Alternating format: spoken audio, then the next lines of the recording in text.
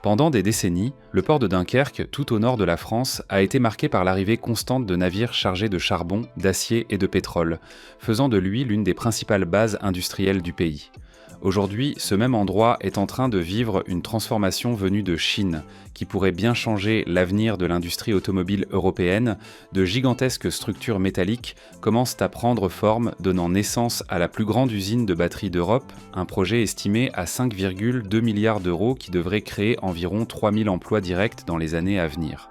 La Prologium Technology a choisi le territoire français pour construire la première gigafactory européenne dédiée à la production de batteries à état solide, une technologie que beaucoup d'experts considèrent comme la prochaine grande révolution de la voiture électrique.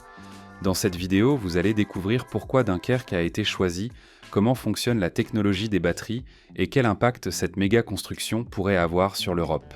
Pour comprendre ce qui est en train d'être construit en France, il faut d'abord comprendre le produit, car la Prologium ne fabrique pas une batterie ordinaire. La batterie lithium-ion classique, celle qui alimente la voiture électrique du voisin, le smartphone dans la poche et l'ordinateur portable sur le bureau, fonctionne avec un électrolyte liquide. Ce liquide conduit l'électricité entre les électrodes internes de la cellule, mais il implique des compromis que l'industrie traîne depuis des décennies. Il est inflammable, se dégrade sous l'effet de la chaleur, s'affaiblit après des milliers de cycles de charge et limite la quantité d'énergie que la cellule peut stocker. La batterie à état solide règle ce problème à la racine. Au lieu du liquide conducteur, elle utilise un électrolyte solide, composé de céramique, de verre ou d'un polymère spécial, selon le fabricant. C'est comme remplacer l'eau dans une éponge par un bloc compact de matériaux conducteurs, plus dense, plus stable, sans risque de fuite. Le résultat concret, c'est une cellule qui stocke beaucoup plus d'énergie dans le même volume, qui se charge plus vite, qui supporte davantage de cycles d'utilisation et, le chiffre qui intéresse le plus l'industrie automobile, qui ne prend pas feu en cas de collision ou de surchauffe. Le marché mondial des batteries pour véhicules électriques devrait dépasser les 600 milliards d'euros d'ici 2030. Aujourd'hui, il est dominé par des entreprises chinoises, CATL et BYD, représentent à elles seules plus de la moitié de la capacité installée dans le monde. Toyota, Samsung, QuantumScape et la Prologium elles-mêmes sont les paris les plus avancés pour la prochaine génération. Parmi toutes ces entreprises, la Prologium est la seule à être passée du laboratoire à un chantier à échelle industrielle. Celui qui remportera cette course dictera les règles de la mobilité électrique pour au moins 2 décennies. L'histoire de la Prologium commence en 2006, à Taïwan, quand l'ingénieur Vincent Yang a fondé l'entreprise avec l'objectif de créer une alternative commercialement viable à l'électrolyte liquide. Pendant des années, tandis que le marché des batteries liquides explosait avec la popularisation des voitures électriques, la Prologium développait sa technologie dans l'ombre.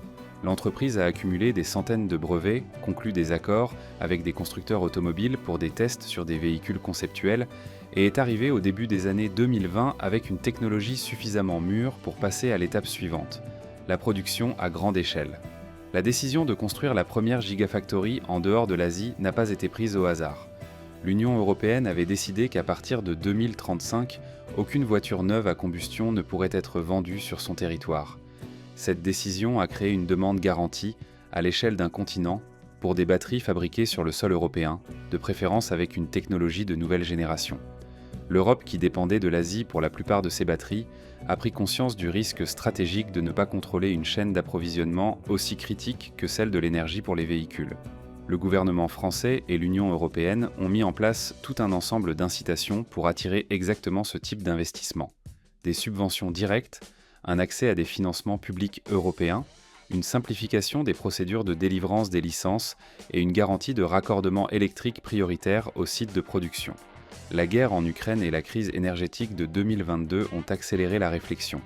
Dépendre de chaînes d'approvisionnement asiatiques sans alternative locale est un risque que le continent ne veut plus prendre. La Prologium a évalué des dizaines de sites en Europe et en 2023, elle a annoncé Dunkerque comme ville choisie. Dunkerque possède l'un des plus grands ports industriels d'Europe, relié directement à la Manche et à la mer du Nord, avec une capacité logistique pour recevoir de grands volumes de matières premières et acheminer la production vers les principaux marchés européens. Elle bénéficie d'un accès à l'électricité d'origine nucléaire à l'échelle industrielle. Le réseau électrique français, avec sa production majoritairement nucléaire, fournit de l'énergie bas carbone en grande quantité, ce qui est essentiel pour une usine dont le processus de production consomme énormément d'électricité. Elle dispose déjà d'une infrastructure logistique, d'eau industrielle et de télécommunications installées dans sa zone portuaire. Et elle possède un vivier de main-d'œuvre industrielle qualifiée, héritage de décennies de sidérurgie lourde dans la région. Le site retenu se trouve dans la zone industrielle de Grande-Synthe, adjacente au port de Dunkerque. Il s'étend sur environ 150 hectares, soit l'équivalent de plus de 210 terrains de football, destinés à accueillir l'essentiel de l'activité de production. Une gigafactory avait besoin exactement de ce type d'espace, horizontal, connecté, industriel, avec un accès à l'énergie garanti. Le gouvernement français a également offert quelque chose que ses concurrents n'ont pas réussi à égaler en termes de rapidité, un engagement concret en faveur de la simplification administrative. Dans le cadre du plan France 2030, l'obtention des licences environnementales a été accélérée, le raccordement électrique du site a été priorisé par le concessionnaire national et le terrain a été mis à disposition dans des délais compatibles avec le calendrier de la Prologium. La capacité prévue de la Gigafactory est de 48 GWh par an. Concrètement, 48 GWh de batteries à état solide suffisent à équiper entre 500 000 et 700 000 véhicules électriques de taille moyenne par an selon l'autonomie de chaque modèle, ce qui correspond à la demande actuelle en batterie de plusieurs pays européens réunis. Les chiffres du chantier traduisent cette échelle en béton et en acier. La première phase mobilise environ 5,2 milliards d'euros d'investissement direct et implique un volume de fondations et de structures que peu de chantiers industriels européens contemporains peuvent égaler. Rien que les travaux de terrassement et de préparation du terrain ont nécessité le déplacement de centaines de milliers de mètres cubes de sol dans la zone portuaire de Dunkerque. Les structures métalliques de l'usine principale, une fois achevées, couvriront une surface bâtie de plusieurs dizaines d'hectares sous un seul toit continu, conçu pour abriter les lignes de production, les systèmes de climatisation et les réseaux électriques haute tension qui alimentent les équipements. Le système électrique interne de l'usine est un projet à part entière. La demande en énergie d'une gigafactory de batteries en pleine activité équivaut à la consommation d'une ville de taille moyenne. Des sous-stations de transformation installées en périphérie du site convertissent l'énergie du réseau national aux différents niveaux de tension requis dans chaque zone de production. Des câbles à haute capacité distribuent cette énergie sur des kilomètres de conduits enterrés sous le sol de l'usine, alimentant les équipements de dépôt de couches, les systèmes de pressurisation et les contrôles de température des salles de production. Les salles sèches méritent une attention particulière. Ce sont des environnements où l'humidité relative de l'air est maintenue en dessous de 1%, condition indispensable à la manipulation des matériaux céramiques, de l'électrolyte solide, qui réagissent à l'humidité et compromettent la qualité des cellules. Construire des salles sèches à l'échelle d'une gigafactory nécessite des parois avec une isolation spéciale, des systèmes d'étanchéité qui empêchent toute entrée d'air extérieur et des centrales de climatisation capables de traiter et déshumidifier l'air intérieur des dizaines de fois par heure. Chaque module de production fonctionne comme un environnement hermétiquement contrôlé à l'intérieur d'une structure plus grande. Le système de manutention interne de l'usine a également été conçu avec précision. Des véhicules à guidage automatique, connus sous le sigle AGV, transportent les matériaux entre les postes de travail le long de trajets prédéfinis par des capteurs installés au sol et sur les structures.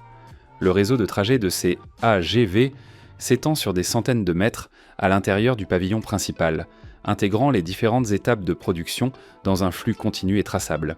Le calendrier est organisé par phases. La première phase, qui concentre l'investissement initial et établit l'infrastructure centrale de production, devrait entrer en service entre 2026 et 2027.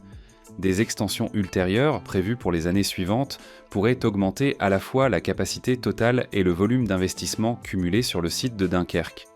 Le chantier est actuellement achevé à environ 30% avec les fondations réalisées et les structures métalliques primaires installées. Le processus de production commence par le mélange et la préparation des matériaux actifs, dont le composé céramique propriétaire de la Prologium pour l'électrolyte solide. Ensuite, des couches ultra-minces de ce matériau sont déposées sur les électrodes dans un procédé de précision millimétrique. Les couches d'électrolyte ont une épaisseur de l'ordre du micromètre, soit moins que l'épaisseur d'un seul cheveu humain.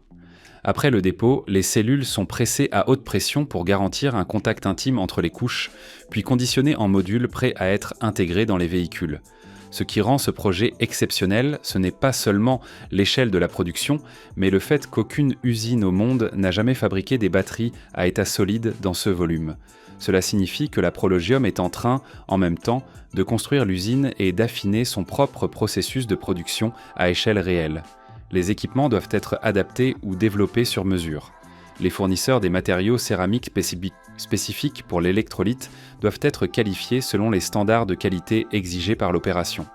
Le chantier de Dunkerque a progressé de façon régulière depuis le début de la construction. Les fondations du complexe principal sont déjà terminées et les premiers temps-mètres-tronçons de structures métalliques sont installés sur le terrain. Les équipements de la première phase ont commencé à être spécifiés et commandés, ce qui constitue une étape importante. Cela signifie que le processus de production a été défini avec suffisamment de précision pour se traduire en achat de machines réelles. Ce qui sépare encore le chantier d'une exploitation à pleine capacité, c'est la chaîne complète de mise en service. Installation des équipements de production, test de processus à l'échelle pilote au sein même de l'usine, certification des cellules produites selon les normes automobiles exigées par les constructeurs et homologation par les clients qui doivent valider les batteries sur leurs propres véhicules avant de les intégrer à leur ligne de montage. Le financement tout au long du projet est un défi permanent. Des chantiers de cette envergure ne dépendent pas uniquement du capital initial. Ils exigent un flux continu pour traverser les phases de construction, de mise en service et de montée en production, qui sont les plus coûteuses et qui, en même temps, ne génèrent pas encore de revenus. La Prologium maintient un dialogue avec des constructeurs automobiles européens qui cherchent à s'assurer un accès aux batteries de prochaine génération, des accords qui fonctionnent comme des contrats socles et donnent de la visibilité au calendrier de trésorerie de l'entreprise. L'impact de la Gigafactory ne se limite pas à la capacité de production. Dunkerque, qui a perdu une partie de son poids économique au cours des dernières décennies avec le déclin de la sidérurgie, trouve dans la Prologium un projet socle de réindustrialisation. Le nord de la France, région à longue tradition industrielle, reçoit un investissement qui devrait attirer des fournisseurs de matériaux, des prestataires de services en automatisation et en maintenance, ainsi que des structures de formation technique spécialisées. L'estimation étant que chaque emploi direct créé dans l'usine génère entre 2 et 3 emplois indirects dans la chaîne régionale au cours des prochaines années. Pour l'Europe en tant que bloc, l'usine représente un pas concret vers l'autonomie dans la chaîne des batteries.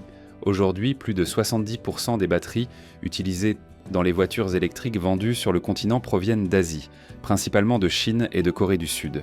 Chaque gigawattheure produit sur le sol européen réduit cette dépendance et renforce la position du continent dans une chaîne stratégique pour les prochaines décennies. Et vous, qu'est-ce que vous pensez de ce pari européen sur les batteries à état solide ? Dites-le en commentaire.